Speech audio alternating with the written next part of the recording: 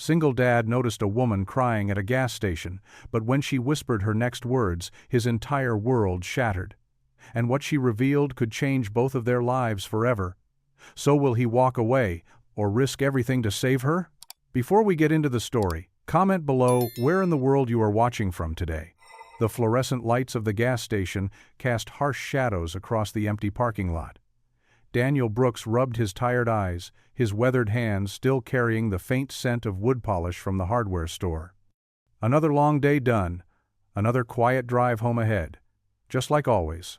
He reached for his wallet, ready to pay for gas and head home to Jacob, when movement caught his eye. Near one of the far pumps, a woman leaned against an old Chevrolet that had definitely seen better days. Her shoulders shook with quiet sobs. Daniel hesitated. He wasn't one to get involved in other people's business. Hadn't been for years now. Life was simpler that way. Safer. But something about her distress tugged at him, reminding him of darker days when he'd been the one barely holding it together. The car's back window was fogged up, but he could make out the shape of a small child sleeping in a car seat. That did it. He couldn't just drive away. "Ma'am?" Daniel kept his voice soft as he approached, not wanting to startle her. "Are you all right?" The woman quickly wiped her eyes with the sleeve of her worn jacket. "I'm fine," she said automatically, then looked up at him. Her face was young, early 30s maybe, but her eyes held a weariness that made her seem older. She trailed off, studying his face more carefully now. "Can I help somehow?" Daniel offered. "If it's car trouble, I know a bit about engines." She drew in a shaky breath. "Your name wouldn't happen to be Daniel Brooks, would it?" The question caught him off guard. In a small town like this, plenty of folks knew who he was, but something in her tone made this feel different. "Yes, that's me." Fresh tears welled up in her eyes. "I can't believe I actually found you." Her voice dropped to a whisper. "I think you knew my mother. Before she passed, she told me to find you if I was ever in trouble." Daniel felt like the ground had shifted beneath his feet. "Your mother?" "Evelyn Carter." The name hit him like a physical blow. Memories he'd locked away years ago came rushing back. A kind face, a warm kitchen, words of encouragement when he'd been at his lowest point after his wife left. He slowly backed up until he felt his truck's tailgate behind him and sat down heavily. "Evelyn," he repeated softly. "I haven't heard that name in, must be 15 years now." "Sarah," and she had to be Sarah. He remembered Evelyn mentioning a daughter, nodded. "She never forgot you, you know. Used to tell me stories about the young single father who showed her what real strength looked like." Daniel almost laughed at that. "Strength? I was a mess back then. Your mother, she was the strong one, took in a stranger's troubles like they were her own. That sounds like Mom." Sarah's smile was sad but genuine. In the car behind her, the little girl shifted in her sleep, making the old vehicle creak. How long ago did she? Daniel couldn't quite finish the question. 3 years now. Sarah wrapped her arms around herself against the night's chill. Cancer. But she was at peace with it. Near the end, she gave me a letter. Said if things ever got really bad, I should try to find you. That you'd understand about starting over. The weight of those words settled around them. Daniel looked at Sarah more carefully now. Noticed the fading bruise near her hairline that makeup couldn't quite hide. The nervous way she kept glancing around the empty parking lot. The packed to the brim back seat of her car. Starting over. Yes, he understood about that. Understood about running too. Though it had been his wife doing the running in his case. Leaving him and 4-year-old Jacob behind without a backward glance. Your mother, Daniel said slowly. She saved my life, you know. Not literally, but I was drowning back then. Trying to work full-time, raise a son alone, figure out how to be both mother and father when I was barely managing to be either. She gave me coffee and conversation when I couldn't afford anything else. Watched Jacob sometimes when I couldn't find a sitter. Reminded me I had worth when I'd forgotten. Sarah brushed away fresh tears. That definitely sounds like Mom. She told me once that sometimes God puts people in our path right when we need them most. Daniel's voice grew rough with emotion. Said it was our job to recognize those moments and be brave enough to accept the help being offered. He stared at Sarah, this echo of Evelyn before him, as 15 years of memories cascaded through his mind. The smell of fresh-baked bread in Evelyn's kitchen, her gentle laugh when little Jacob would fall asleep in her lap, the way she'd listen without judgment as he poured out his fears and failures. She'd been a lighthouse in the darkest period of his life, showing him the way back to solid ground. And now her daughter sat before him, clearly in need of her own lighthouse. The night air grew thick with possibility and unspoken questions. Daniel remained on his truck's tailgate, processing everything as the gas station's lights buzzed overhead and crickets chirped in the darkness beyond the pavement. He remembered Evelyn's words about recognizing the moments God puts in our path, and he knew with sudden clarity that this was one of them. Daniel's mind raced with memories of Evelyn Carter. She had been like a guardian angel to him years ago, appearing in his life when he'd hit rock bottom. The gentle hum of the gas station's lights filled the silence between them as he gathered his courage. "How did you know Evelyn?" he asked softly, his voice barely rising above the whisper of the night wind. Sarah wiped her eyes with the sleeve of her worn sweater. "She was my mother," she said, managing a weak smile. "She used to talk about you all the time, especially during our Sunday dinners. She'd tell me stories about this kind man at church who helped her move furniture when her back was bad, who fixed her leaky roof during that terrible storm." Daniel remembered those moments clearly now. "Your mother helped me more than I ever helped her," he said, his voice thick with emotion. "I was struggling after my wife left. Evelyn brought me casseroles, watched my son Jacob when I had to work late. She showed me what real kindness looked like." "That sounds just like Mom," Sarah said, fresh tears welling in her eyes. "She always said if I ever needed help, I should find Daniel Brooks. She said you were proof that good men still existed." A small movement from the car caught Daniel's attention. The back door creaked open and a sleepy little girl, no more than 5, climbed out. She wore pink pajamas with tiny hearts, her blonde hair tousled from sleep. "Mommy?" the child called out, rubbing her eyes. "I'm right here, baby," Sarah said, reaching for her daughter. "This is Mr. Brooks. Can you say hello?" The little girl looked up at Daniel with wide, innocent eyes. Something in her expression shifted, and suddenly her whole face lit up. "Daddy?" she asked, taking a step toward him. Daniel felt his heart skip a beat. I'm not." Sarah quickly scooped up her daughter. "No, sweetie. This is the nice man Grandma used to tell us about. Remember the stories?"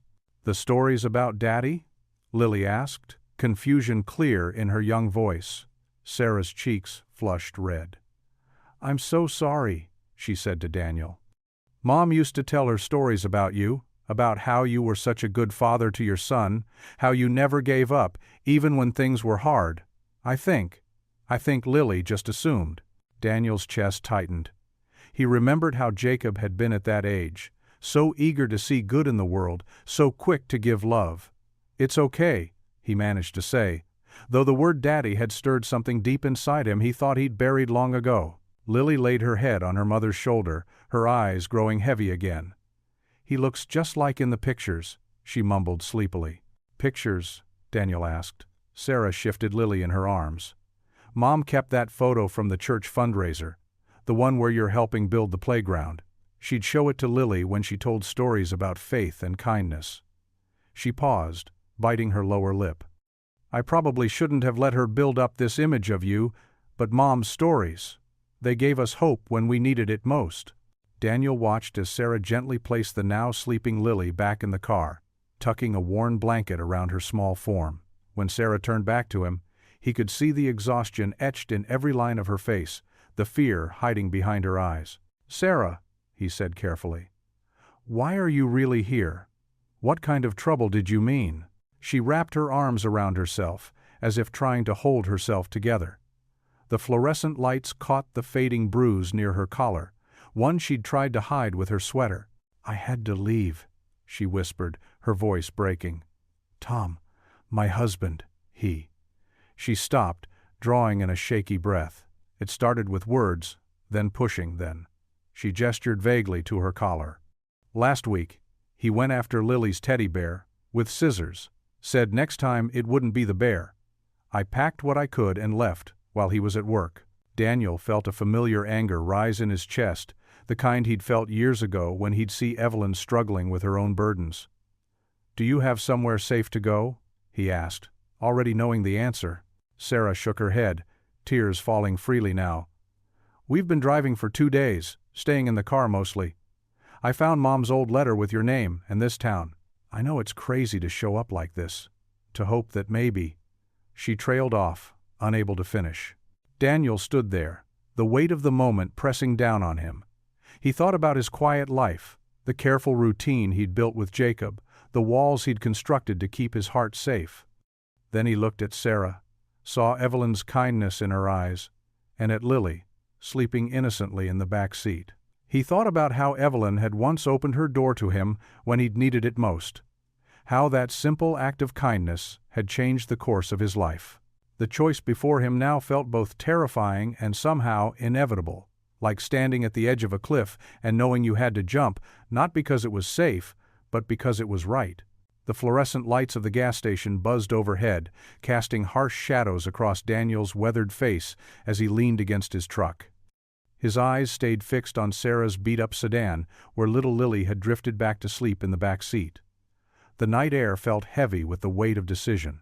Sarah stood a few feet away, arms wrapped around herself, her thin jacket offering little protection against the evening chill. She looked ready to bolt at any moment, like a sparrow poised for flight. "Let me help," Daniel said softly, breaking the silence. "I have a spare room. You and Lily can stay there tonight, get some proper rest." Sarah's eyes widened, a mix of hope and hesitation crossing her face. "I couldn't impose—" "It's not an imposition," Daniel interrupted gently. "Evelyn." He paused, her name still stirring something deep within him. "Your mother helped me when I needed it most. She showed me kindness when I thought I was alone in the world." Sarah brushed away a tear with the back of her hand. "She never told me exactly what happened, just that you were a good man who needed help once, and she never regretted giving it." Daniel nodded, memories flooding back of that time 15 years ago when Evelyn had found him struggling to care for baby Jacob after his wife left. "Sometimes the kindest thing we can do is accept help when it's offered," he said, echoing words Evelyn had once spoken to him. "Are you sure?" Sarah asked, her voice barely above a whisper. "I don't want to cause any trouble." "I'm sure." Daniel straightened up, his decision made. "My house isn't fancy, but it's warm and safe. You can follow my truck." Sarah's shoulders relaxed slightly, and she managed a small smile. "Thank you, Mr. Brooks." "Daniel," he corrected. "Just Daniel." They both got into their vehicles, and Daniel waited until Sarah's headlights appeared in his rearview mirror before pulling out of the station. As they drove through the quiet streets, he could see Lily in Sarah's back seat through his mirror, the little girl now awake and softly humming to herself. The drive wasn't long, maybe 15 minutes through the sleeping town. Daniel's thoughts drifted to Jacob, knowing his son would have questions. At 16, Jacob was protective of their quiet life, wary of changes that might upset their careful balance. Streetlights swept across their cars as they wound through familiar neighborhoods. Daniel's house came into view, a modest, one-story home with worn blue shutters and a small front porch. The living room light was still on, which meant Jacob was waiting up, probably worried about his father's late return. Daniel pulled into the driveway, Sarah's car coming to a stop behind his truck. Before he could even get out, the front door opened, and Jacob appeared in the doorway, backlit by the warm glow from inside. "Dad?" Jacob called out, confusion clear in his voice. His tall frame tensed as he watched Sarah's car door open. Daniel stepped out of his truck, trying to project a calmness he didn't entirely feel. "Jacob, we have some guests who need a place to stay tonight." Sarah emerged from her car, and Lily scrambled out after her, clutching a worn stuffed rabbit. The little girl's eyes went wide at the sight of the house, and she pressed closer to her mother's side. Jacob's face darkened with shock and confusion. He stepped onto the porch, arms crossed. "What's going on? Who are they?" "This is Sarah Mitchell and her daughter Lily," Daniel explained, keeping his voice steady. "Sarah's mother was a friend who helped us out a long time ago." "What?" Jacob's voice rose slightly. "Dad, you can't just bring strangers home in the middle of the night."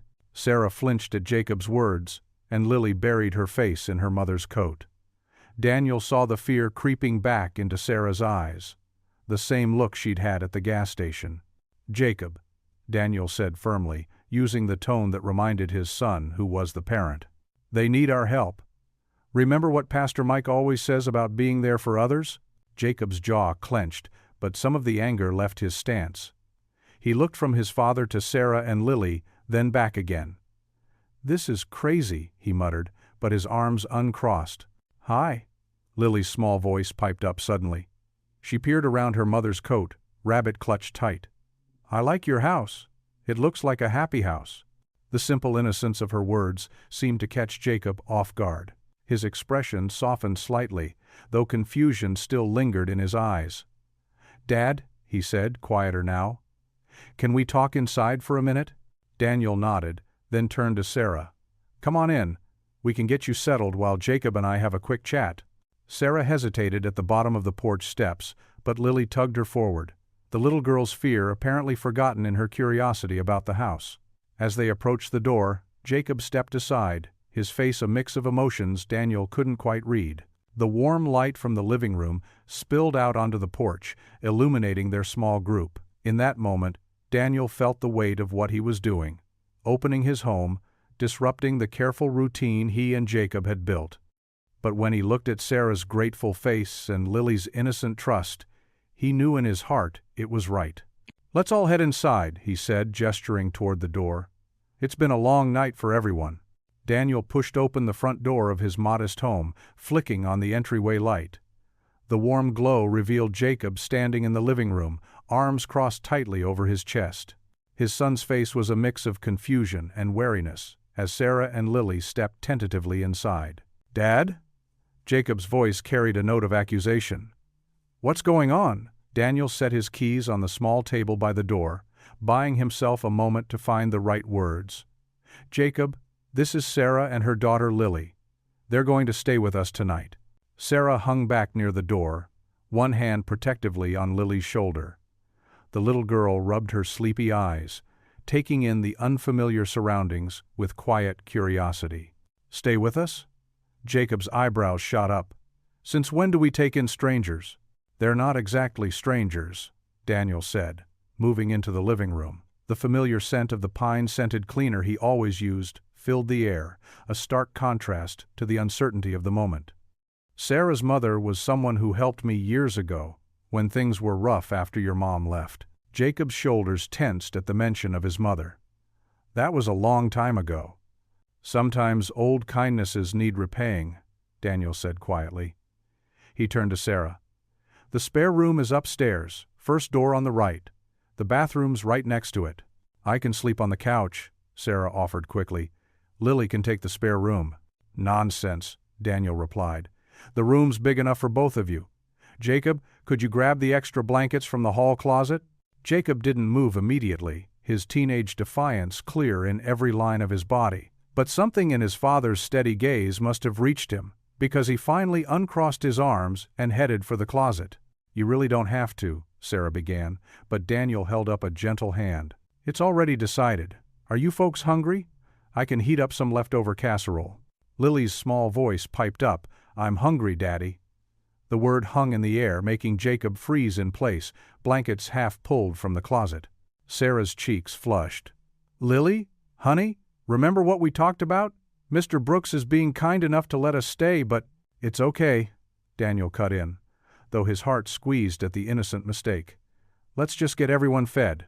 In the kitchen, Daniel moved on autopilot, pulling out plates and reheating the chicken casserole his church friend Martha had brought over earlier that week. Jacob sat at the table, phone in hand, but eyes darting between their guests and his father. Sarah helped Lily into a chair, murmuring soft encouragement as the little girl's eyes grew heavy. The microwave hummed, its light casting shifting shadows on the worn linoleum floor. "This is really kind of you," Sarah said, her voice barely above a whisper. "We won't be any trouble, I promise. Just for tonight, until I can figure something out." Daniel set plates in front of everyone, the steam rising in the quiet kitchen. "Let's just focus on getting some food in you both right now. Tomorrow will take care of itself." They ate in uneasy silence, broken only by the gentle clink of forks against plates and Lily's occasional yawn. Jacob picked at his food, stealing glances at Sarah when he thought no one was looking. Daniel recognized the protective worry in his son's eyes, the same look he'd worn himself so many times over the years. After dinner, Sarah insisted on helping with the dishes despite Daniel's protests. Lily curled up on the couch with the blanket Jacob had brought down, her small form nearly disappearing in its folds. "The spare room has fresh sheets," Daniel said, as he dried the last plate. "Jacob changed them last weekend." His son looked up from his phone. "Yeah, but that was for Aunt Jenny's visit next month." "Aunt Jenny will understand," Daniel replied firmly. He turned to Sarah. "There are clean towels in the bathroom cabinet if you want to freshen up." Sarah nodded, gathering Lily from the couch. The little girl's eyes were already closed, her breathing deep and even.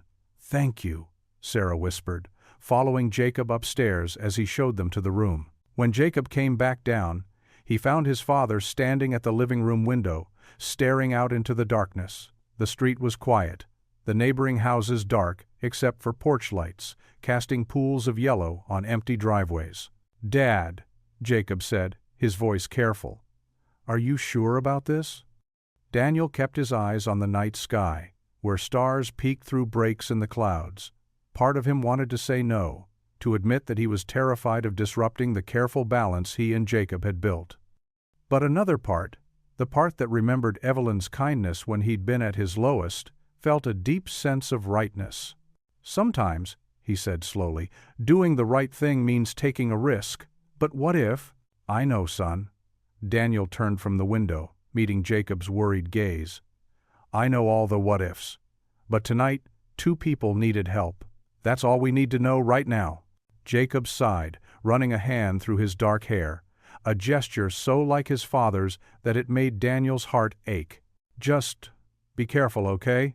Daniel nodded, watching his son head upstairs to his own room. Through the ceiling, he could hear the soft creak of floorboards as Sarah and Lily settled in for the night. The sound stirred something in his chest, a mixture of anxiety and an inexplicable peace. He turned back to the window, letting his forehead rest against the cool glass. The night seemed both darker and brighter than usual, full of shadows and possibility. His ordered world had tilted on its axis. Yet somehow he felt steadier than he had in years. Above him, Lily's quiet giggle drifted down, followed by Sarah's gentle shushing. Such simple sounds, but they filled the house with an unfamiliar warmth. Daniel closed his eyes, offering up a silent prayer for guidance. Whatever tomorrow brought, for tonight at least, he knew he'd done what needed doing.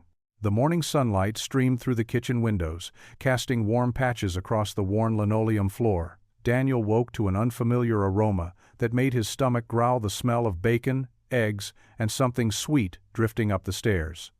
For a moment, he lay there confused, then remembered his late-night visitors. He pulled on his faded blue robe and made his way downstairs. In the kitchen, Sarah stood at the stove, her dark hair pulled back in a neat ponytail. She moved with quiet efficiency between pans, somehow managing to cook, while keeping her voice low as she spoke softly to Lily, who sat at the kitchen table coloring with some old crayons she'd found. "Oh," Sarah startled when she noticed him. "Good morning. I hope you don't mind. I wanted to thank you for letting us stay. I found some eggs and bacon in the fridge." Daniel waved away her concern. "That's real thoughtful of you. Smells amazing." He couldn't remember the last time someone had cooked breakfast in his kitchen. Usually it was just cereal or toast eaten in hurried silence. Heavy footsteps on the stairs announced Jacob's arrival. The teenager stopped in the doorway, his hair still rumpled from sleep, taking in the scene with guarded eyes. But Daniel noticed how his son's nose twitched at the smell of fresh coffee brewing. "Good morning, Jacob," Sarah said warmly, though her smile held a touch of nervousness. "I made plenty for everyone." Jacob mumbled something that might have been morning and slid into his usual chair. Lily looked up from her coloring and beamed at him. "Hi, want to see my picture? It's a dinosaur." Despite himself, Jacob leaned over to look. "That's, pretty cool. Though I think most dinosaurs weren't purple." "This one is," Lily declared with absolute certainty, making Sarah hide a smile as she set plates on the table. The kitchen filled with domestic sounds, forks clinking against plates, coffee being poured, Lily's happy chatter about her purple dinosaur. Daniel watched as Sarah made sure everyone else was served before taking a small portion for herself. "This is really good," Jacob admitted after a few bites, though he still kept casting uncertain glances between their guests. Sarah's cheeks flushed with pleasure. "Thank you. It's the least I could do after." She trailed off, looking down at her plate. Daniel set down his coffee cup. Something about the moment, the morning light, the shared meal, Sarah's grateful expression reminded him so strongly of Evelyn. He cleared his throat. "You know, Jacob, Sarah's mother Evelyn, she helped me out once, back when things were real rough." Jacob's fork paused halfway to his mouth. In all their years together, Daniel rarely spoke about that dark time after Jacob's mother left. "I was working 2 jobs, barely keeping us afloat. You were just a little guy, maybe 3. Daniel's voice grew soft with memory. "One day the babysitter quit without notice. I couldn't afford to miss work, but I had nowhere to take you." Sarah leaned forward slightly, her eyes intent. She'd heard her mother's version of this story, but never Daniel's. "I was sitting in my truck outside the hardware store, same one I manage now, just about ready to break down. That's when Evelyn found me." Daniel smiled faintly. "She was walking to the post office, saw me sitting there with my head in my hands. She just stopped, asked what was wrong." Lily had stopped coloring to listen, though she probably didn't understand everything. Jacob pushed his eggs around his plate, trying to appear casual, but Daniel could tell he was hanging on every word. "Your mother," Daniel said, looking at Sarah, "she ran a small daycare from her home. Wasn't anything fancy, but it was full of love. She insisted on watching Jacob, wouldn't take no for an answer, wouldn't even let me pay her at first." Sarah's eyes grew bright with tears. "That sounds just like her." "She did more than just watch Jacob, though." Daniel's voice thickened. She helped me believe in myself again. Helped me see I could be a good father, even on my own. Every time I picked Jacob up, she'd tell me one good thing she'd noticed about him that day. Made sure I knew I was raising a fine boy." Jacob ducked his head, but not before Daniel caught the slight tremor in his chin. "She'd send us home with casseroles sometimes," Daniel continued. "Said she accidentally made too much. Looking back, I know there was nothing accidental about it. She just knew we needed help, but that I was too proud to ask." The kitchen grew quiet, except for the soft scrape of Lily's crayon across paper. Sarah wiped her eyes with the back of her hand. "When things got better and I could afford proper childcare closer to work, she hugged me like she was proud of me, told me to remember there's always hope, even in the darkest times." Daniel looked at Sarah. "That's why, when you mentioned her name last night, well, I couldn't just drive away." Sarah reached across the table and squeezed his hand briefly. "Thank you for telling us that. Mom never told me the whole story, just that you were someone special who needed help once, and that if I ever needed help, I should try to find you." Jacob had been quiet through the whole story, but now he spoke up. "She sounds kind of like you, Sarah. You know, cooking breakfast and stuff."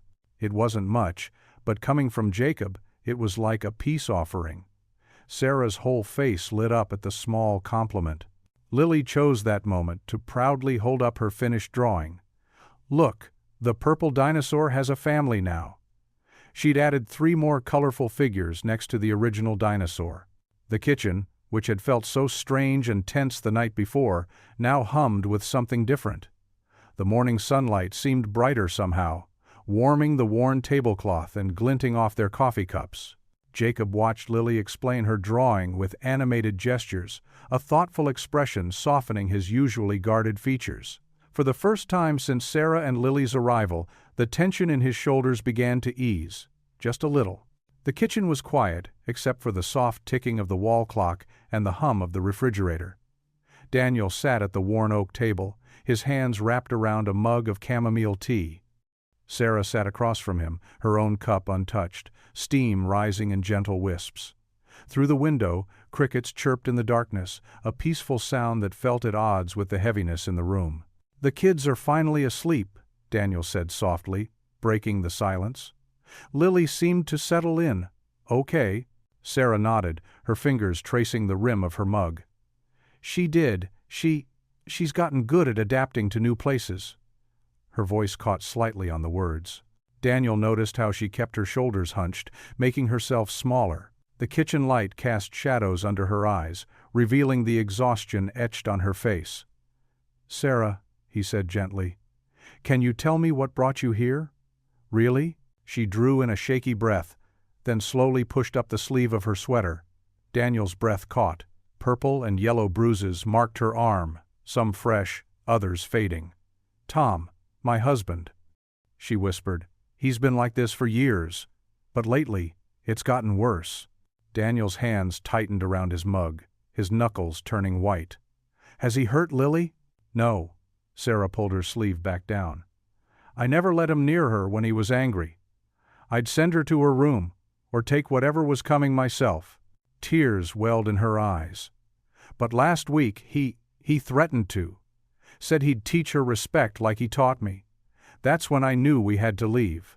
The clock ticked loudly in the silence that followed. Daniel felt something fierce and protective rise in his chest, warring with the cold fear of what helping Sarah might mean. Does he know where you've gone? Sarah shook her head. I waited until he was passed out drunk. Took what cash I could find.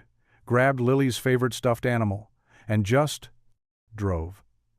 She wrapped her arms around herself. But he'll look for us. He always said if I ever left, he'd find me. Daniel stood up, pacing the kitchen floor. His son's bedroom was just upstairs, where Jacob slept peacefully, trusting his father to keep their world safe and stable. The thought of bringing danger into their home made his stomach churn. I'm so sorry, Sarah whispered, wiping at her tears. I shouldn't have come here. Mom always talked about you like you were this guardian angel, but that's not fair to you. You have Jacob to think about. Daniel stopped pacing, remembering Evelyn's kindness all those years ago. How she'd found him sitting in his truck outside the grocery store, too ashamed to go in because he couldn't afford both food and diapers for Jacob. She'd not only bought them groceries but had given him hope when he'd felt worthless. Your mother, he said slowly. She saved us back then. Not just with food or money, but with dignity. She treated me like a person when I felt like a failure. Sarah looked up at him, her eyes glistening. She never told me the whole story. Just that you were a good man who needed help, and helping you reminded her why God puts us here to lift each other up. Daniel sank back into his chair. I promised myself after that I'd help others the way she helped me, but he ran a hand through his graying hair. I never imagined it might put Jacob at risk. I understand, Sarah said quietly, starting to stand. We'll leave first thing in the morning. I can't ask you to... Sit down, Sarah. Daniel's voice was firm but gentle. I'm not saying no. I'm just scared. For all of us. She settled back into her chair, hands trembling as she finally took a sip of her tea. I'm terrified too, she admitted. Tom has friends in the police department. He's got money, connections. I'm afraid nowhere will be safe enough. Daniel thought of Lily upstairs, curled up in the guest room bed, clutching her stuffed rabbit. He thought of Jacob, who'd lost his mother so young, and how helping Sarah might mean exposing him to more loss and pain. The weight of the decision pressed down on him like a physical thing. We should talk to the police, he suggested. File a report. Get a restraining order. Sarah's bitter laugh held years of disappointment. I tried that before. His friends buried the paperwork, made me look unstable. She pulled back her hair, revealing a small scar near her temple. This is what I got for trying to stand up to him legally. Daniel felt sick. The situation was worse than he'd imagined, the danger more real. He thought of his quiet life, the careful routine he'd built, the safety he'd created for Jacob. Taking in Sarah and Lily meant risking all of that. But sending them away meant risking their lives. I need to think, he said finally, standing up. And pray about this. Whatever we decide, it has to be right for everyone. Sarah nodded, understanding in her eyes. Thank you for listening, for not turning us away immediately. That's more than most people would do. Daniel walked her to the guest room, making sure she had extra blankets and checking that the window was securely locked. Then he retreated to his own room, closing the door softly behind him. Kneeling beside his bed, Daniel clasped his hands together. The moonlight filtered through his window, casting long shadows across the floor. He hadn't prayed this earnestly since his wife left, since those dark days when Evelyn's kindness had saved him. "Lord," he whispered, "show me what to do. Help me protect my son. Help me protect them. Show me how to be the man Evelyn believed I could be, without destroying everything I've built." The night grew deeper as Daniel remained there, wrestling with the decision that would change not just his life, but the lives of everyone under his roof. Morning sunlight streamed through the kitchen windows, casting a golden glow across the worn linoleum floor. Lily sat at the table, her legs swinging beneath her chair as she spooned cereal into her mouth. Her pink pajamas were decorated with tiny unicorns, and her brown hair was still tousled from sleep. "And then the princess found a magic key," Lily explained between bites, milk dribbling down her chin. "But it wasn't for a door, it was for a rainbow." Jacob sat across from her, mechanically eating his own breakfast. He tried to maintain his usual morning scowl, but the corners of his mouth kept twitching upward at Lily's animated storytelling. "A rainbow doesn't need a key," he said, attempting to sound gruff. "This one did," Lily insisted, her eyes wide with conviction. "It was a special rainbow with treasure inside."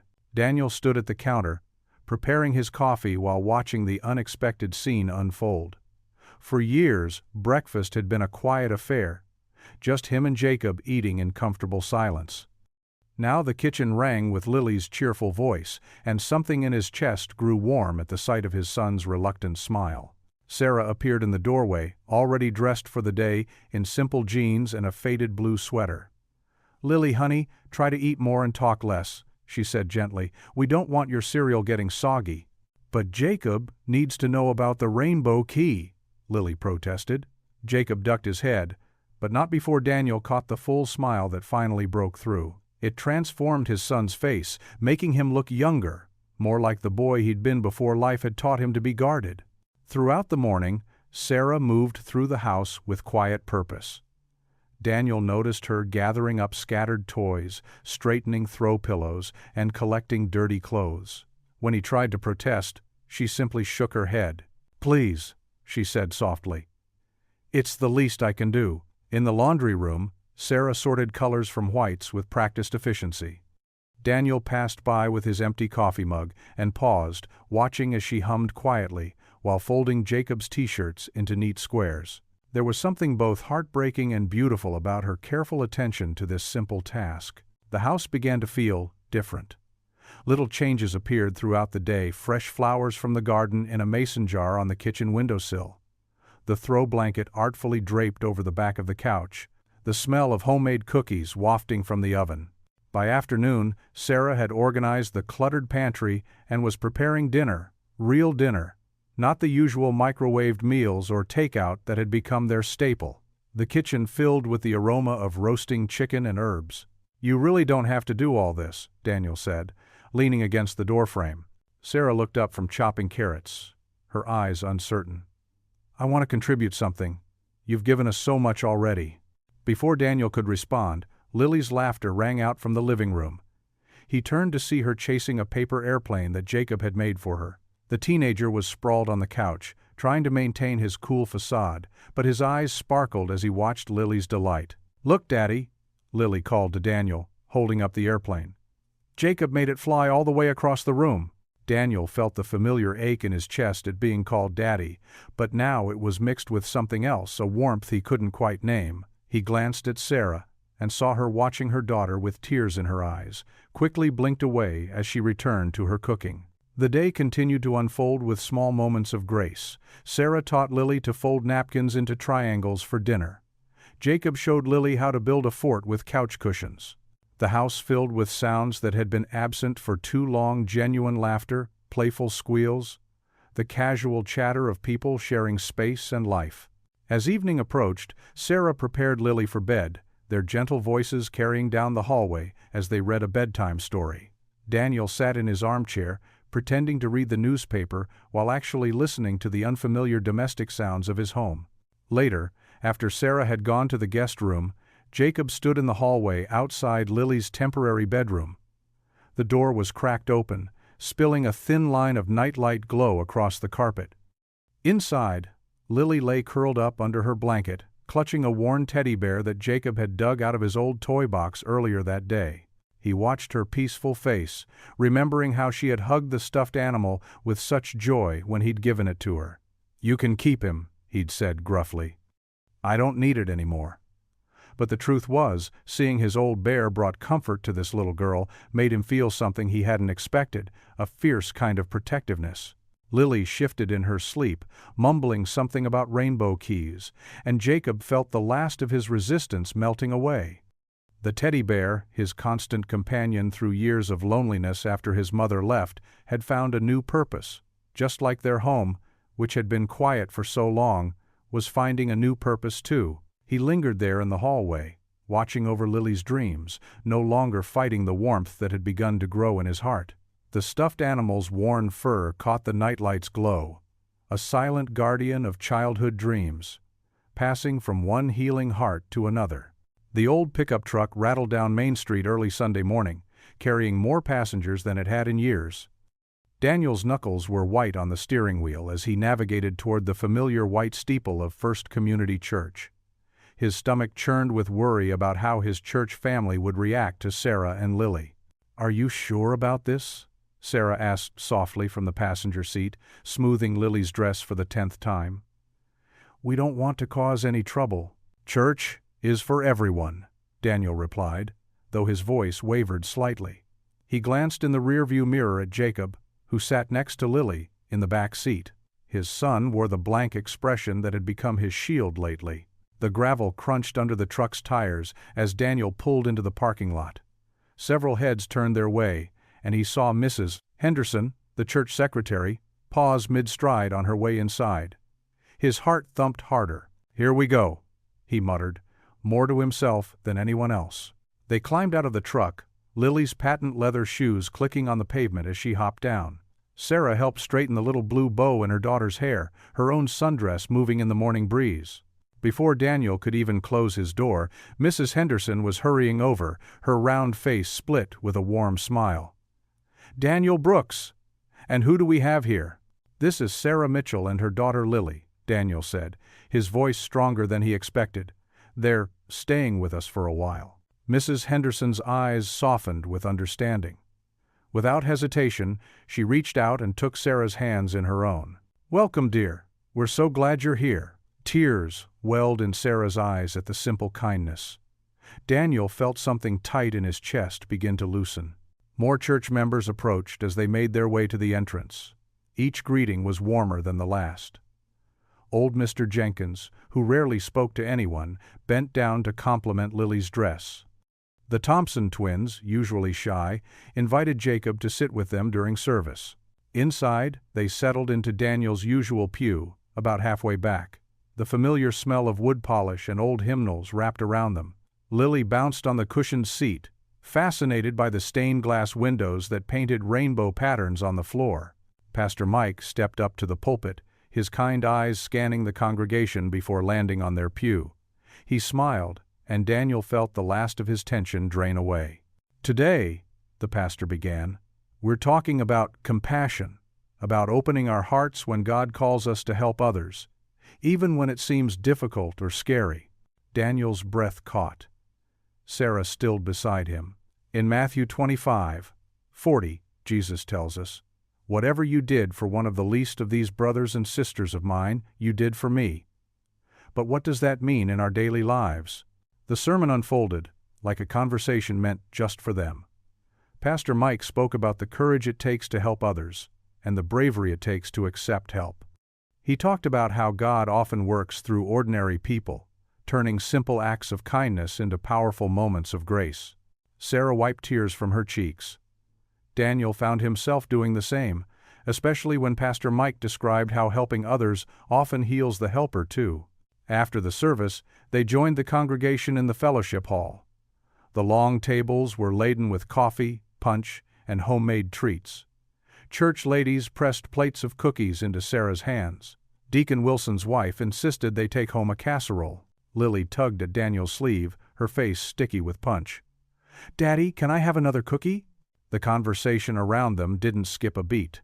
No one stared or questioned. Mrs. Henderson just smiled and handed Lily a snickerdoodle. Something warm bloomed in Daniel's chest. He found himself smiling as he watched Lily skip away to where Jacob stood with the Thompson twins, proudly showing off her daddy from across the room. Sarah touched his arm gently. "I'm sorry if that makes you uncomfortable. I can talk to her about—" "No," Daniel said quietly, surprising himself. "It's okay." And he meant it. The morning sun streamed through the fellowship hall windows, catching the silver threads in Pastor Mike's hair as he made his way over.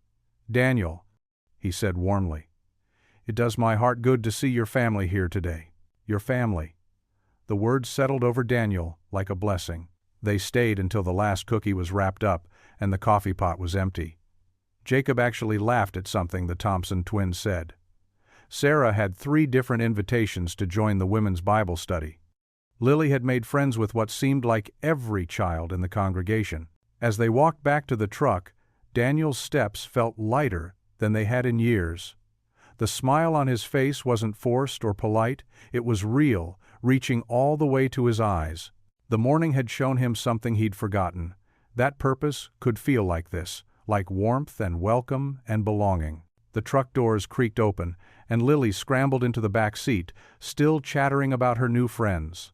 Sarah paused before getting in, looking at Daniel over the roof of the truck. "Thank you," she said softly, "for bringing us here. For everything." Daniel nodded, that genuine smile still playing on his lips. In the crystal-clear morning air, with the church bells chiming noon behind them, he felt something he hadn't experienced in a very long time, the quiet certainty that he was exactly where he was meant to be. The evening sun cast long shadows through the dining room windows as Sarah leaned over Jacob's math homework. Her finger traced the algebra equation while Daniel watched from the kitchen, drying dishes with a worn cotton towel. Lily sat cross-legged on the carpet nearby, completely absorbed in her coloring book. "So, if you move the X to this side," Sarah explained patiently, "you'll need to do the same operation to both sides to keep it balanced." Jacob's forehead wrinkled in concentration. "Like this?" He scribbled some numbers, then looked up hopefully. "Exactly," Sarah beamed. "You're getting it. Math isn't so bad when you break it down step by step." Daniel couldn't help but smile at the scene. Just days ago, Jacob would barely acknowledge Sarah's presence. Now here they were, heads bent together over textbooks and scratch paper. The simple domesticity of it all made his heart ache in a way he couldn't quite name. "Dad," Jacob called out, "did you know Sarah used to be a math tutor in college?" "I didn't," Daniel replied, setting down his towel and walking over to the table. "That's impressive." Sarah ducked her head, a slight blush coloring her cheeks. "It was a long time ago, but some things you never forget, I guess." After Jacob finished his homework and took Lily upstairs to watch cartoons before bedtime, Daniel found himself following Sarah out to the front porch. The evening air was cool and sweet with the scent of late summer flowers. They settled into the old wooden chairs, listening to the crickets tune up their nightly chorus. "Thank you," Daniel said quietly, "for helping Jacob. He's been struggling with math since." He trailed off, the old pain catching in his throat. "Since his mom left?" Sarah finished gently. Daniel nodded, his hands clasped tightly in his lap. 8 years ago. Jacob was 8. I came home from work one day and found a note. She said she couldn't handle being a wife and mother anymore. Needed to find herself. He gave a hollow laugh. "Never did find her way back to us, though." Sarah was quiet for a long moment, rocking slowly in her chair. "I'm so sorry, Daniel. That must have been devastating for both of you." It was like the ground disappeared beneath our feet. Jacob stopped talking for almost 6 months. I threw myself into work, trying to keep us afloat. He sighed heavily. "Eventually we found a new normal, but it changes you. Makes you careful about letting people in." "I understand that," Sarah whispered. Her fingers absently traced the fading yellow bruise on her forearm. "When someone who's supposed to love you becomes the source of your pain instead, it breaks something inside." Daniel turned to look at her, really look at her, in the fading twilight. The strength it must have taken to leave, to protect her daughter, to start over with nothing but hope and a remembered story about kindness. "How long?" he asked softly. 5 years of marriage. It started small, angry outbursts, controlling behavior, isolation from friends and family. By the time the physical abuse began, I was already so worn down. She wrapped her arms around herself. "My mother. She knew something was wrong, even though I tried to hide it. Before she passed, she made me promise I'd get out. Told me about you, about how you'd helped her years ago, when she was struggling as a single mom. Evelyn was special," Daniel said, his voice rough with emotion. "She showed me such kindness when I was drowning in bitterness after Rachel left. Brought us meals, watched Jacob sometimes so I could work extra shifts. Never asked for anything in return. That was Mom." Sarah smiled through tears. "Always taking care of others, even when she was fighting cancer. I wish." She took a shaky breath. "I wish she could have met Lily." They sat in companionable silence as the stars began to appear, each lost in their own memories. A burst of childish laughter drifted down from upstairs, followed by Jacob's deeper chuckle. "It's good to hear him laugh again," Daniel mused. "These past few days, with you and Lily here, the house feels different, more alive somehow." Sarah turned to him, her eyes soft in the gathering dusk. "You've given us such a gift, Daniel. Safety, peace, a chance to heal. I don't know how to thank you enough." "Maybe." Daniel hesitated, surprised by the warmth spreading through his chest. "Maybe we're all helping each other heal." As crickets sang their evening symphony and the porch swing creaked gently in the breeze, Daniel realized something had shifted inside him. The careful walls he'd built around his heart were beginning to crack, letting in something that felt suspiciously like hope. For the first time in nearly a decade, he found himself imagining a future filled with more than just survival, one where laughter and love could bloom again, like flowers pushing through concrete. He glanced at Sarah's profile in the dim light, watching as she closed her eyes and tilted her face toward the evening breeze. The simple trust of that gesture, the quiet strength she carried despite everything she'd endured, touched something deep within him. Here was someone who understood loss, who knew the cost of starting over, yet chose to believe in goodness anyway. "We should probably head in," Sarah said softly, standing up and smoothing her skirt. "It's almost the kids' bedtime." Daniel nodded, rising from his chair. As they walked back inside, he caught himself smiling. A real smile, one that reached all the way to his eyes. The kind of smile he'd almost forgotten how to give. The late summer breeze carried the smell of grilled hot dogs and fresh-cut grass across the church lawn. Red and white checkered tablecloths, fluttered on long folding tables, weighted down by paper plates and rainbow-colored balloon bouquets. Daniel parked his truck in the crowded lot, glancing in the rearview mirror at Lily, who bounced excitedly in her car seat. "Can we go play now?" she asked, her small fingers already working at the buckle. Sarah turned from the passenger seat, her eyes bright with warmth. "Let's get some lunch first, sweetie, then you can play all you want." Jacob, sitting next to his unofficial little sister, helped her with the stubborn buckle. Over the past few weeks, his initial resistance had melted into genuine affection for the little girl who had brought so much life into their once quiet home. Daniel led his makeshift family across the lawn, nodding hello to familiar faces. Church members milled about, carrying plates loaded with potato salad and baked beans. Children darted between the adults, their laughter mixing with the distant thump of a volleyball game. "Mr. Brooks," Pastor Mike called out, waving them over to the grill. "Glad you could make it. And Sarah, Lily, wonderful to see you both again." Sarah smiled shyly, but her posture was more relaxed than it had been during their first church visit weeks ago. "Thank you for having us," she said. They filled their plates and found spots at one of the long tables. Mrs. Henderson, the church secretary, immediately scooted over to make room, her weathered face crinkling with genuine pleasure. "Sarah, you must try my famous 3-bean salad," she insisted, passing the bowl.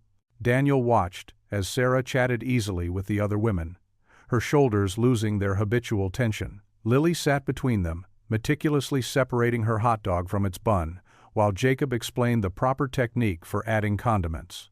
After lunch, Jacob joined some boys from his youth group for a game of touch football. Lily tugged at Daniel's sleeve, pointing to where other children were playing duck, duck, goose on a patch of shaded grass. "Can I go play too, Da?" she caught herself, suddenly uncertain. Daniel's heart squeezed. "Of course you can, sweetheart," he said softly, and her face lit up as she scampered off to join the circle. Sarah touched his arm. "You're so good with her," she murmured. "She makes it easy," Daniel replied, watching Lily giggle as she was chosen to be the goose and took off running around the circle. They spent the afternoon moving between various activities.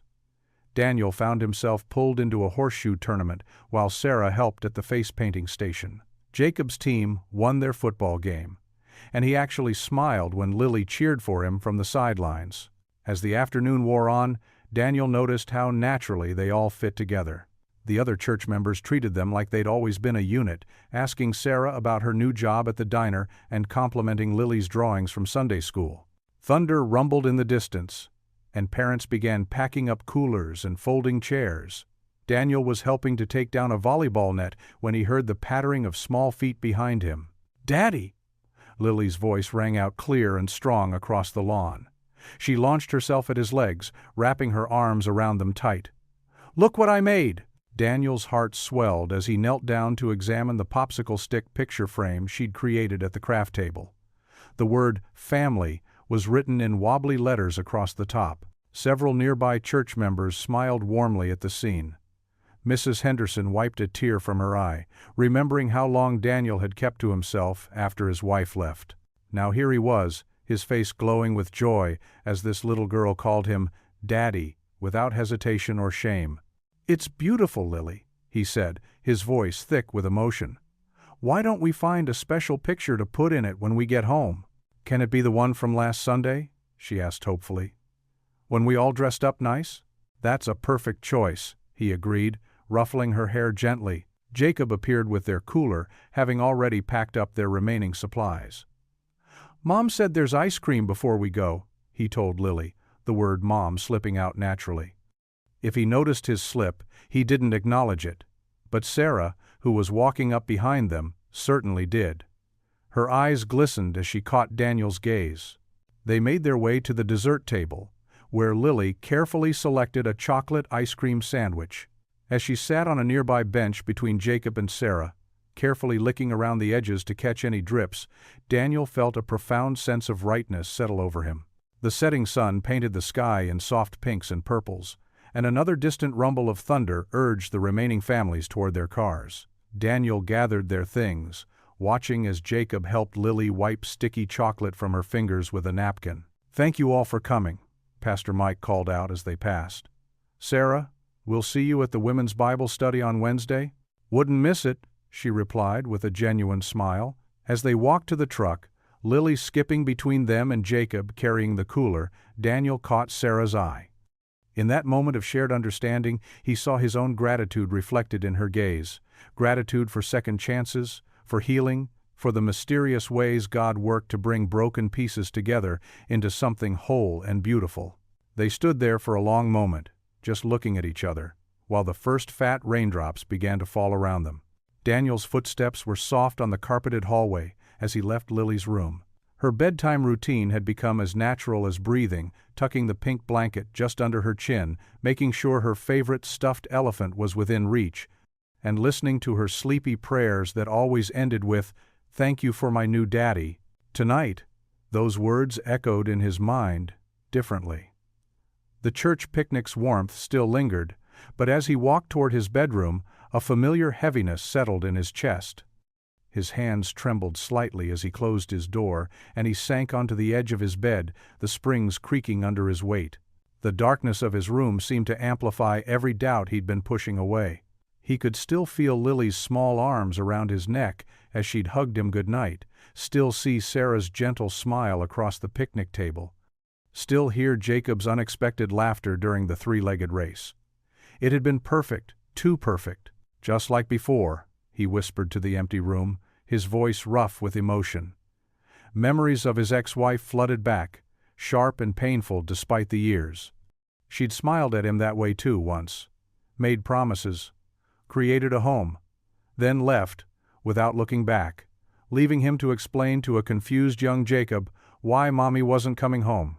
Daniel stood and paced the worn carpet, his shadow moving back and forth across the wall like a restless ghost. The joy of the day began to feel like a thin veneer over a deep crack. He remembered how Sarah had fit so naturally into their group at the picnic, how the other church members had welcomed her as if she'd always been there. His chest tightened. What if I'm being a fool, he muttered, running a hand through his graying hair. What if I'm setting us all up for another fall? The bedroom window offered a view of the backyard, where Lily's jump rope lay forgotten in the grass.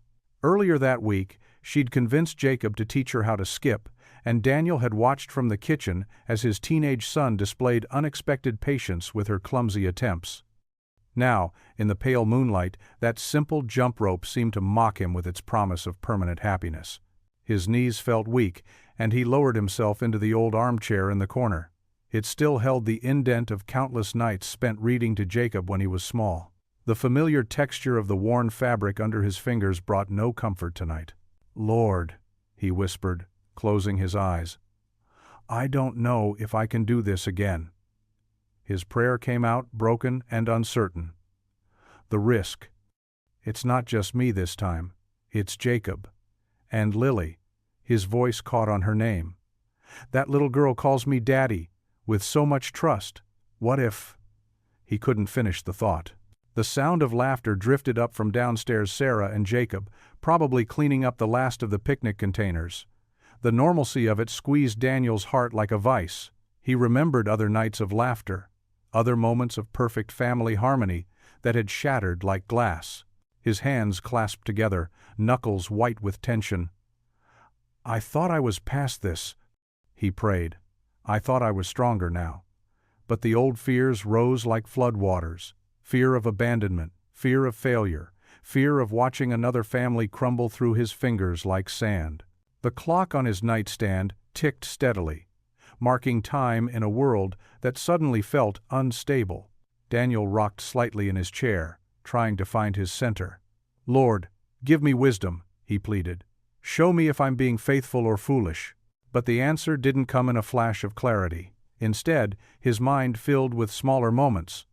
Sarah teaching Jacob to make his grandmother's cookie recipe, Lily's delighted squeal when she finally jumped rope successfully, the way Sarah's hand had found his during today's blessing at the picnic. Daniel's prayer became more urgent, his breathing uneven. "I want to trust, Lord. I want to believe this is your plan. But," he swallowed hard, "but I remember how much it hurt last time. I remember what it did to Jacob. If this falls apart." The sound of Lily turning over in her sleep came through the wall, followed by her soft murmur. Daniel's eyes opened, fixing on the cross hanging above his dresser. The moonlight caught its edges, and he remembered Sarah's words from earlier that day. "Sometimes the bravest thing we can do is believe in good things again." His prayer continued, silent now, a wordless wrestling between faith and fear. The night stretched on, and Daniel remained in his chair, torn between the joy that frightened him and the safety of emotional walls he'd built so carefully over the years. The laughter downstairs had faded to quiet conversation, then to the gentle sounds of a house settling for the night.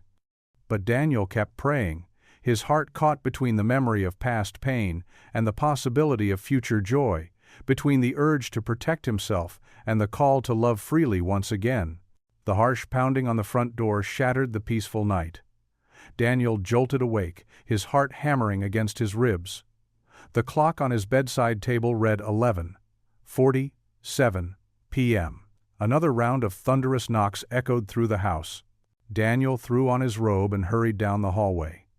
Through the window, he caught sight of a hulking shadow on the porch. His fingers trembled as he reached for the door handle. The moment he opened the door, the smell of alcohol hit him. A tall man with bloodshot eyes stood there, his massive frame blocking the porch light.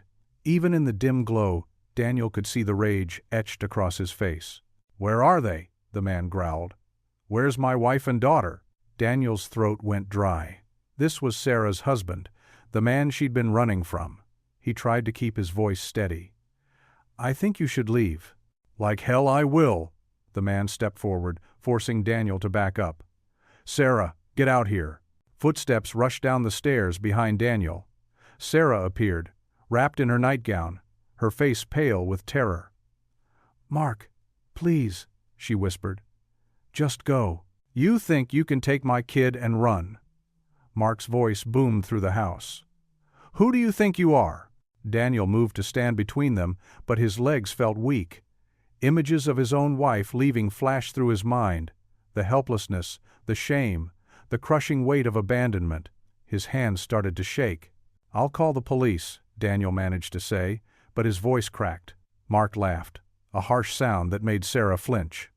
"Go ahead. That's my wife and my daughter. I've got every right to take them home." More footsteps. Jacob appeared at the top of the stairs, his face tight with worry. "Dad?" "Stay up there, Jacob," Daniel called out, trying to sound confident for his son's sake. But the old fears were overwhelming him. He'd failed to protect his own family before. What made him think he could protect Sarah and Lily now? "Sarah?" Mark growled. "Get Lily, and get in the car. Now." Sarah's eyes filled with tears. "Please, Daniel," she whispered. "Don't try to stop him. I don't want anyone to get hurt." Daniel stood frozen, his mouth dry, his heart pounding. He wanted to be strong, to be the protector everyone needed, but Mark's presence brought back every moment of powerlessness he'd ever felt. Every failure, every loss. "I'll give you till morning," Mark spat. "If you're not home by then, there'll be hell to pay." He turned and stormed off the porch, leaving the door wide open to the night air. Daniel couldn't move, couldn't speak. The silence in the house was deafening. Sarah touched his arm gently. "I'm so sorry," she whispered. "I never meant to bring this trouble to your door." Finally, Daniel found his voice. "We can figure this out. We can call the police, get a restraining order." "No," Sarah cut him off softly. "He'll just keep coming back. He'll hurt you, or Jacob. I can't let that happen." Daniel watched helplessly as she climbed the stairs, disappearing into the guest room where Lily slept. He wanted to follow, to tell her they could face this together, but his feet wouldn't move. Jacob came down the stairs, his face a mixture of anger and fear. "Dad, we can't let them go." Daniel's voice failed him. He sank into his armchair, head in his hands. The night crept by, in terrible silence. Daniel sat there, paralyzed by his own demons, listening to the soft sounds of Sarah packing upstairs. Every creak of the floorboards was another reminder of his failure. Around 3 a.m., Sarah emerged with a sleeping Lily in her arms and a small bag over her shoulder. Her eyes were red from crying. "Thank you," she whispered. "For everything." Daniel opened his mouth, but no words came out. He watched as she slipped out the front door, carrying his chance at happiness away into the darkness. The house felt colder than ever, empty. The morning would bring only silence and the ghost of what might have been. Daniel sat in his chair until dawn, trapped in the prison of his own fears, knowing he'd let love slip away once again. When the sun finally rose, Daniel walked through the quiet house. The guest room was stripped bare, Lily's teddy bear gone from the bed. In the kitchen, a note lay on the table. "I'm sorry. Please forgive me, Sarah." The words blurred as tears filled his eyes. He'd failed them all. Sarah, Lily, even himself. The weight of his cowardice pressed down on him like a physical thing, leaving him bent and broken in the morning light. Morning sunlight streamed through the windows, casting long shadows across the living room floor. Daniel stood in the doorway, his shoulders heavy with exhaustion after a sleepless night. His eyes fell on Lily's stuffed bear, forgotten in the corner near the couch where Sarah had slept. The sight made his chest ache. He shuffled into the kitchen, where the faint scent of Sarah's homemade bread still lingered. Yesterday's coffee mug sat unwashed in the sink, the one she always used, with the chip on the rim. Daniel picked it up, his fingers tracing the imperfection as memories of shared morning conversations washed over him. "They're really gone?" Jacob's voice came from behind him, startling Daniel from his thoughts. Daniel set the mug down carefully, unable to turn and face his son. "Yes," he managed, his voice rough. "They left during the night." "Because of him? Sarah's husband?" Daniel nodded, moving to straighten some papers on the counter that didn't need straightening. "She was trying to protect us." "That's stupid," Jacob said, the teenage anger in his voice barely masking his hurt. "We could have protected them. You could have done something." The accusation stung because it echoed Daniel's own thoughts. He'd stood there, frozen, while Sarah's husband had threatened and intimidated, just like he'd stood paralyzed when his own wife had walked out all those years ago. Daniel wandered into the living room, mechanically picking up Lily's colored pencils from the coffee table. Each one represented a drawing she'd made, pictures of all 4 of them together that now lay scattered across the refrigerator door. "You know what?" Jacob followed him, his voice growing stronger. "For the first time in forever, this actually felt like a home. Lily's giggling at breakfast, Sarah's cooking, the way she helped me with my algebra, it wasn't just us surviving anymore, Dad." Daniel's hands shook as he placed the pencils in their box. "I know, son." "Then why didn't you stop them from leaving?" Jacob demanded, his voice cracking. "Why didn't you fight for them?" Daniel sank onto the couch, the same spot where he'd sat with Sarah just days ago, sharing stories of their past hurts and hopes. "I was scared," he admitted quietly. "Scared of failing them like I failed your mother. Scared of not being enough." "That's not..." Jacob ran his hands through his hair in frustration.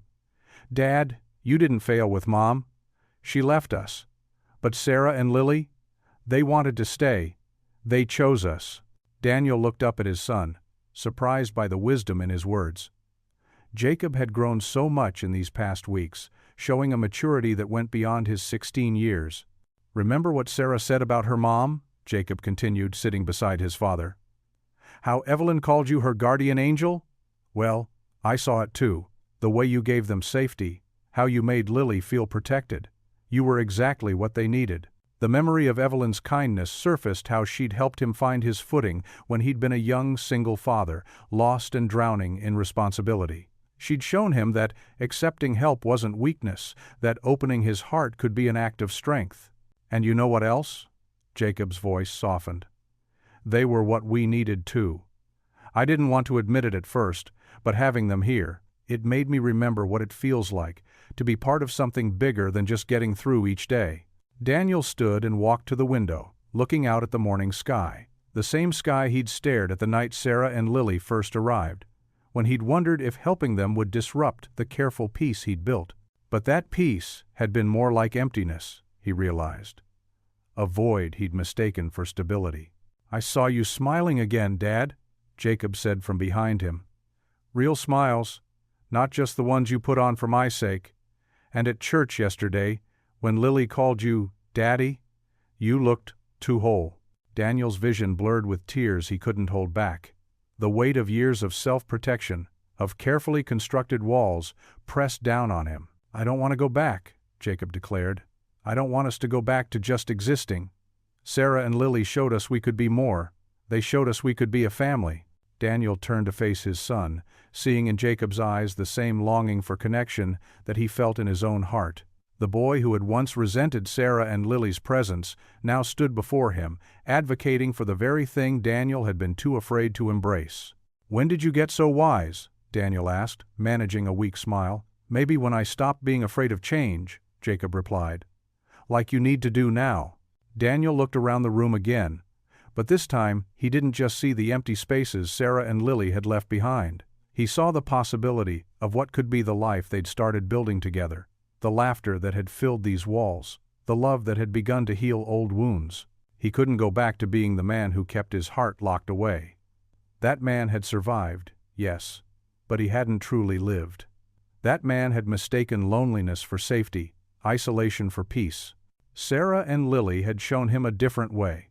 They'd reminded him of Evelyn's lesson, that sometimes the bravest thing you can do is open your door to someone in need, and in doing so, open your heart to the possibility of joy. "You're right," Daniel said finally, straightening his shoulders. "We can't go back." Daniel's hands trembled as he filled the large steel thermos with fresh coffee. The familiar aroma filled the quiet kitchen, but it brought none of its usual comfort. He methodically packed a few granola bars and a bottle of water into a small bag, his movements mechanical but purposeful. Jacob appeared in the doorway, still in his pajamas, dark circles under his eyes, matching his father's. "You're going to look for them?" "I have to." Daniel's voice was hoarse. I can't just. He gestured helplessly at the empty kitchen, where, just yesterday, Sarah had been humming while making pancakes. I know, Dad. Jacob stepped forward and grabbed another thermos from the cabinet. Here, take more coffee. You might need it. Daniel stared at his son, touched by the simple gesture. You're okay with this? With me going after them? Jacob's expression softened. Remember last week when Lily drew that picture of all of us? She put it on the fridge and called us her family.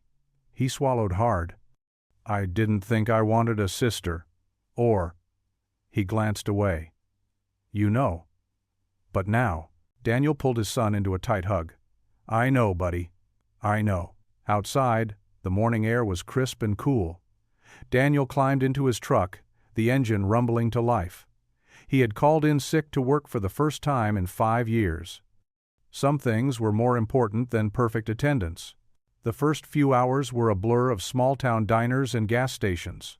At each stop, Daniel showed Sarah's picture on his phone, a snapshot from the church picnic, her smile genuine and bright, Lily perched on her hip. Nobody recognized them. By noon, his coffee was gone, and his hope was wearing thin. He pulled into a roadside diner, its neon open sign buzzing faintly. The waitress, her gray hair in a neat bun, listened patiently to his story. Poor thing, she clucked, studying the photo. No, haven't seen them. But there's a motel about 20 miles east. Lots of folks passing through, stop there. Daniel thanked her, leaving his untouched burger behind. 20 miles east brought him to a worn motel with peeling paint. The manager shook his head before Daniel could finish asking. As he drove, memories of Evelyn flooded back. He remembered sitting in her kitchen 15 years ago, his world shattered after his wife left. Evelyn had poured him tea, listened without judgment, and reminded him that God's love could heal any wound. Trust in His timing, she had said, her kind eyes twinkling. And Daniel, sometimes we have to be brave enough to let love in again. The afternoon stretched into evening. Daniel's back ached from driving, and his eyes burned from scanning every parking lot, every roadside stop. He'd covered 3 counties, showing Sarah's picture until the screen of his phone dimmed with low battery. At a small convenience store, he bought more coffee and asked the teenage clerk if she'd seen Sarah. The girl's expression sparked with recognition, but then she shook her head. Sorry, mister, nobody like that's been through. Something in her tone made Daniel pause. Please, he said softly. If you've seen them, they're family. I just want to make sure they're safe. The girl bit her lip. She made me promise not to tell anyone. But, she studied Daniel's face. She looked scared, had a little girl with her. Which way did they go? Said something about going back where she started. Didn't make much sense to me. Daniel's heart lurched. Where she started. The gas station where they'd first met. The sun had set by the time he turned onto the familiar road. His headlights cut through the darkness, and there, in the far corner of the nearly empty gas station lot, sat Sarah's beat-up car. The same spot where he'd found her crying that first night. He pulled up slowly, his hands gripping the steering wheel so tight his knuckles turned white. The gas station's fluorescent lights buzzed overhead, casting harsh shadows across the cracked pavement. Sarah's car sat silent, a testament to the strange way life sometimes came full circle. Daniel put his truck in park, his heart pounding. He'd driven hundreds of miles today, following a hope he couldn't quite name.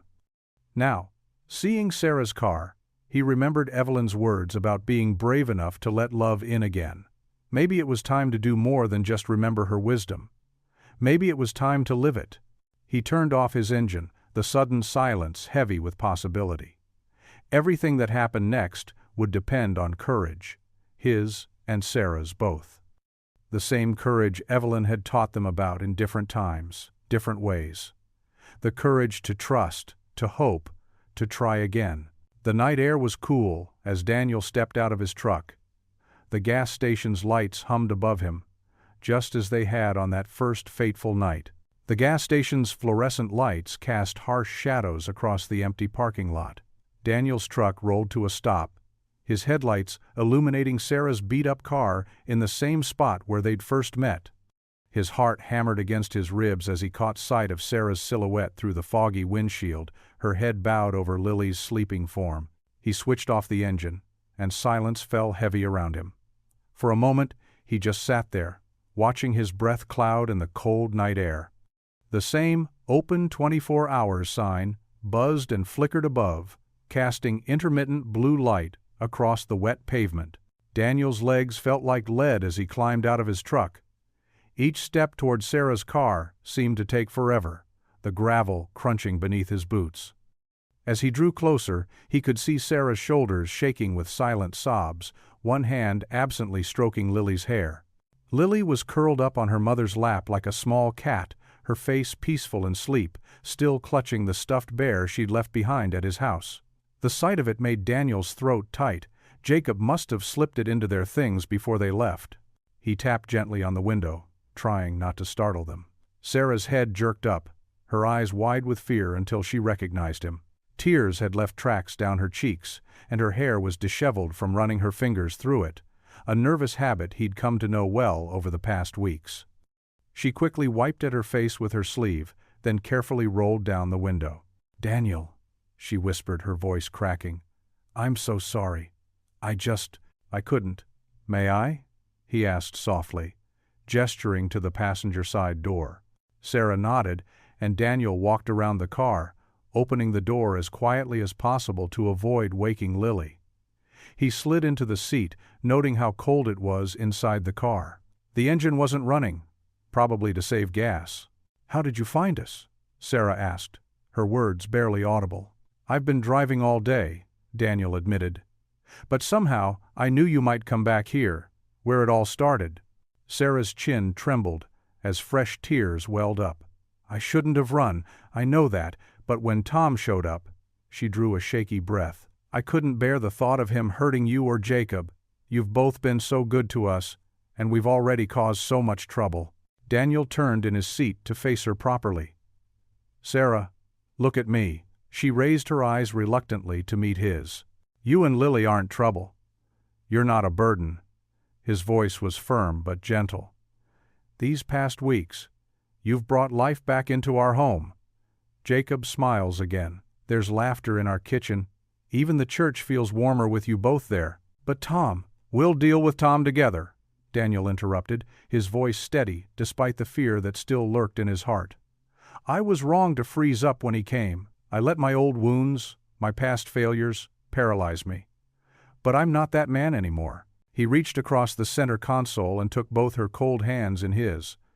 "Sarah, when your mother helped me years ago, she taught me something I'd forgotten until now. She said that real family isn't about blood or obligation, it's about choice. Every day, we choose who we love, who we protect, who we fight for." Lily stirred slightly in her sleep, mumbling something about pancakes. Sarah's hands tightened around Daniel's as she looked down at her daughter. "She calls you Daddy," Sarah whispered. "Not because she's confused anymore, but because that's who you've become to her, and I—" She took a trembling breath. "I've never felt safer than I do in your home. But I was so scared of losing that safety that I ran before it could be taken away." Daniel reached out and gently brushed a tear from her cheek. "Then let's go home. All of us. Together." Sarah broke down then, her shoulders shaking as she leaned forward, pressing her forehead against his shoulder. Daniel wrapped his arms around both her and Lily, holding them close as Sarah wept. "I don't want to run anymore," she sobbed quietly into his jacket. "You don't have to," Daniel murmured. "You're not alone in this fight. Not anymore." After a few moments, Sarah's tears subsided, and she sat back, wiping her eyes. Daniel got out and walked around to her side of the car. "Come on," he said, opening her door. "Let me help you to the truck. It's warmer there." Sarah nodded, and Daniel carefully gathered Lily into his arms while Sarah collected their few belongings. The little girl didn't even stir, just snuggled closer to his chest, completely trusting. He held her tight as he walked to his truck, Sarah following close behind. Once they were settled in the warm cab, Sarah reached over and took his hand. "Thank you," she whispered, "for coming after us." Daniel squeezed her hand, his heart full of certainty despite the challenges ahead. "Always," he promised. "We're family now, and family faces everything together." The familiar crunch of gravel under tires echoed through Daniel's driveway as he pulled up to his house, Sarah and Lily in his truck. The porch light cast a warm glow across the front steps where Jacob waited, relief visible on his face. As they stepped out of the vehicle, Lily rubbed her sleepy eyes, her small hand clutching Sarah's tightly. "Welcome home," Jacob said softly, surprising everyone with the gentleness in his voice. Daniel helped carry their bags inside, his movements careful and deliberate. The house felt different now, warmer, fuller, like pieces falling back into place. Sarah moved toward the kitchen, probably to make tea, her usual comfort ritual, when heavy footsteps thundered up the front walk. The pounding on the door made them all freeze. "Sarah, I know you're in there." Her husband's voice boomed through the wood, angry and slurred. "You can't hide forever." Lily whimpered and buried her face in her mother's leg. Sarah's hands trembled as she lifted her daughter. But Daniel noticed something different in her eyes this time, not just fear, but determination. Daniel squared his shoulders and moved toward the door. "Jacob, take Sarah and Lily to the back room. Call Pastor Mike and then the police." "Dad," Jacob started, worry creasing his forehead. "It's okay, son. I'm not afraid anymore." The pounding continued as Jacob ushered Sarah and Lily down the hallway. Daniel took a deep breath, remembering all the times he'd stayed quiet, all the years he'd let fear rule his choices. Not tonight. Not with his family depending on him. He opened the door but kept the chain on. "You need to leave. Now." Sarah's husband, a bulky man with bloodshot eyes, sneered through the gap. "This isn't your business. That's my wife and kid." "They're not your property," Daniel said, his voice steady. "And this is my property. I've already called the police." "You think some cops scare me?" The man slammed his shoulder against the door. The chain rattled, but held. Daniel pulled out his phone, dialing 911 again, while keeping his eyes on the gap. "Yes, I need police at 1247 Maple Street. We have an intruder trying to break in. He's violent and—" The man crashed against the door again, this time splintering wood around the chain. Daniel stepped back, his heart racing but his resolve firm. "Sarah," the man bellowed, "get out here." Headlights swept across the front of the house as two vehicles pulled up Pastor Mike's SUV and Brother Steve's truck. The two men hurried up the walk, their presence large and steady. "Everything okay, Daniel?" Pastor Mike called out, his deep voice carrying authority. "Just fine, Pastor. Police are on their way." Sarah's husband spun around, suddenly faced with three men instead of one. His swagger faltered slightly. "This is none of your business," he spat. But his voice held less conviction. "When you threaten one of our church family," Brother Steve said, crossing his arms, "it becomes our business." Blue and red lights flashed as two police cruisers pulled up. Sarah's husband tried to bolt, but Brother Steve and Pastor Mike blocked his path. Within minutes, officers had him in handcuffs, reading him his rights as he cursed and threatened. Daniel watched as they put him in the back of a patrol car. One officer, a kind-faced woman, took statements from everyone while her partner ran background checks. It turned out Sarah's husband had outstanding warrants in 2 counties. "He won't be bothering you for a while," the officer assured them. "We'll have a patrol car drive by regularly for the next few weeks, just to be safe." As the police cars pulled away, more church members arrived, having heard through the prayer chain. Sister Mary brought casseroles. The Thompson family offered their lawyer's services pro bono. Mrs. Jenkins hugged Sarah and promised to help her file for a restraining order first thing in the morning. Daniel stood back, watching his community surround Sarah and Lily with protection and love. Jacob moved to stand beside him. "You did good, Dad," his son said quietly. "We did good," Daniel corrected him, putting an arm around Jacob's shoulders. Later, after the neighbors had gone home and the house settled into night quiet, Sarah found Daniel in the kitchen. Lily had fallen asleep on the couch, exhausted from the evening's events. "Daniel," Sarah whispered, her eyes shining with tears. "Thank you, not just for tonight, but for everything, for showing me what real strength looks like. Not the kind that hurts people, but the kind that protects them." He reached out and squeezed her hand gently. "Evelyn taught me that kind of strength, a long time ago. I'm just passing it on. Jacob appeared in the doorway, looking at Lily's sleeping form. Should I get her blanket from the guest room? Our room, Sarah corrected softly, giving Daniel a questioning look. He nodded, smiling. Jacob retrieved the blanket and carefully tucked it around Lily. The little girl stirred slightly, mumbling, "Night, Daddy," in her sleep. Sarah held Lily close, her eyes meeting Daniel's with gratitude and something more hope, perhaps, or the beginning of love. Jacob watched them all with relief, the tension finally easing from his young shoulders. In the quiet of their kitchen, with the threat fading into the night, they felt it, the subtle shift from being four broken people to becoming something new, a family built not on fear, but on courage, trust, and healing. Sunlight streamed through the kitchen windows, catching the steam rising from Daniel's coffee mug.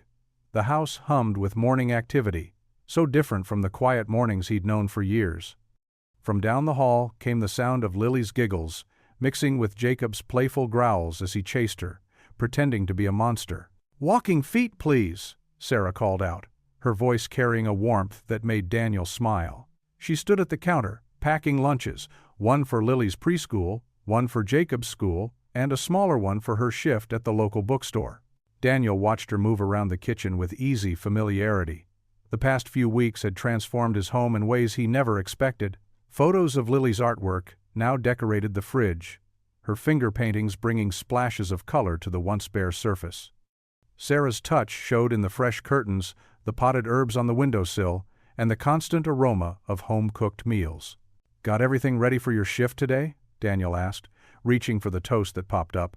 Sarah nodded, tucking a strand of hair behind her ear. "Mrs. Henderson said I'm catching on quick with the inventory system. She's already talking about more hours next month." Pride colored her voice, and Daniel felt his heart warm at her growing confidence. Lily burst into the kitchen, her backpack bouncing, with Jacob close behind. "Daddy, Jacob says I can't outrun a monster, but I did." She launched herself at Daniel's legs, and he scooped her up, settling her on his hip. "That's because you're getting so fast," Daniel said, pressing a kiss to her forehead. He caught Jacob's eye and saw his son's gentle smile. Such a change from the guarded teenager of just months ago. Jacob grabbed an apple from the fruit bowl, taking a big bite. "Hey, Dad, is it okay if I help coach Lily's t-ball team?" Coach Martinez asked if I'd volunteer. "That's wonderful, honey," Sarah said before Daniel could respond. She caught herself and glanced at Daniel apologetically, but he just nodded encouragingly. "It's a great idea, son. You've always been good with kids." The morning routine flowed smoothly now, like a well-rehearsed dance. Sarah helped Lily with her shoes while Jacob gathered his textbooks. Daniel found himself pausing in the doorway, taking in the scene. His house had become a home again, filled with the kind of life he'd thought was lost to him forever. Later that afternoon, Daniel left the hardware store early to pick up Lily from preschool. Her face lit up when she saw him at the door, and she ran to him clutching a drawing. "Look what I made in art time." She thrust the paper at him. It showed 4 stick figures holding hands. A tall one with brown hair, a medium one with long yellow hair, a bigger kid, and a little girl. "That's you, and Mommy Sarah, and Jacob, and me." Daniel's throat tightened at the simple family portrait. "It's beautiful, sweetheart. Should we put it on the fridge when we get home?" "Next to my butterfly picture?" Lily asked, slipping her small hand into his as they walked to the truck. "Anywhere you want." At home, Sarah was already back from her shift, helping Jacob with his algebra homework at the kitchen table. The scene struck Daniel as so perfectly ordinary, yet miraculous. Sarah looked up and smiled, her eyes crinkling at the corners. "How was your day, little bee?" she asked as Lily climbed onto the chair next to Jacob. "We learned about butterflies, and I drew our family." Lily proudly displayed her artwork again. Jacob leaned over, pointing at his stick figure. "Hey, you made me taller than Dad, because you're growing like a weed." Daniel chuckled, ruffling his son's hair as he passed. The evening unfolded with comfortable familiarity. They ate dinner together, sharing stories about their day. Lily told elaborate tales about her preschool adventures, while Jacob discussed his upcoming baseball game. Sarah mentioned how a customer had complimented her book recommendations, and Daniel could see how the simple praise had brightened her entire demeanor. After dinner, while Sarah and Jacob tackled the dishes, Daniel helped Lily get ready for bed. She picked out her favorite storybook, the one about the family of bears that Sarah had brought with them. As he read, Lily snuggled close, her small body warm against his side. "Daddy?" she asked as he closed the book. "Yes, sweetheart? I'm glad we live here now." "Are you glad too?" Daniel felt his heart swell. "So glad, Lily. So very glad." She wrapped her arms around his neck in a tight hug. As he tucked her under her pink butterfly covers, she looked up at him with heavy eyes and whispered, "I love you, Daddy." Daniel's heart melted, just as it did every time she called him that. He bent down and kissed her forehead, whispering back, "I love you too, sweetheart. Sleep tight." As he turned off her bedside lamp, leaving only the soft glow of her nightlight, Daniel realized that his life had come full circle. Once again, love had found its way into his broken places, healing them with the simple magic of family. Golden afternoon sunlight bathed the church lawn, where colorful blankets dotted the grass. The sweet scent of barbecue drifted through the air, mingling with the sounds of children playing and adults chatting. Daniel Brooks sat on a red-checkered blanket, his heart full as he watched his family. Sarah sat beside him, her honey-brown hair catching the light as she laughed at something their neighbor, Mrs. Thompson, had said. The shadows that once haunted her eyes had faded, replaced by a gentle sparkle that made Daniel's chest tighten with gratitude. A few yards away, Jacob stood by the dessert table, pretending to be annoyed as 5-year-old Lily tugged on his sleeve, begging for another cookie. But Daniel could see the smile his teenage son couldn't quite hide. The sight reminded him of how far they'd come from those first uncertain days. "Please, Jake?" Lily bounced on her toes, her pink dress swishing. "Just one more?" "You already had 2, Jacob said, trying to sound stern but failing. He glanced over at Daniel and Sarah. "Dad? A little help here?" Daniel chuckled. "One more won't hurt. It's a special day." Lily's face lit up as Jacob handed her a chocolate chip cookie. She wrapped her small arms around his legs in a tight hug before skipping off to join her friends from Sunday school. The scene before him stirred something deep in Daniel's heart. He thought of Evelyn, Sarah's mother, and how she'd once shown him kindness when he was drowning in darkness after his wife left. He remembered sitting in Evelyn's kitchen, a much younger man then, clutching a cup of tea while she listened to his pain without judgment. "Sometimes," she had told him, "the greatest act of faith is simply opening your door to someone in need." Those words had stayed with him, though he hadn't fully understood them until that night at the gas station when he found Sarah crying beside her car. Now, watching his expanded family, he realized Evelyn's compassion hadn't ended with her passing. It had multiplied, creating ripples that touched all their lives. Sarah's hand slipped into his, warm and familiar. "You're quiet," she said softly. "Everything okay?" Daniel squeezed her hand gently. "Just thinking about your mom, about how she'd love seeing this." Sarah's eyes grew misty, but her smile remained. "She always said you were a good man. That's why she told me to find you if I ever needed help." She paused, watching Lily play. I don't think even she could have imagined how right she was. Across the lawn, their pastor's wife called out that the ice cream was ready. Children rushed forward, Lily among them, their excited voices filling the air. Jacob jogged over to help serve, showing a patience with the younger kids that made Daniel proud. "Remember that first Sunday we came to church together?" Sarah asked, leaning her head against Daniel's shoulder.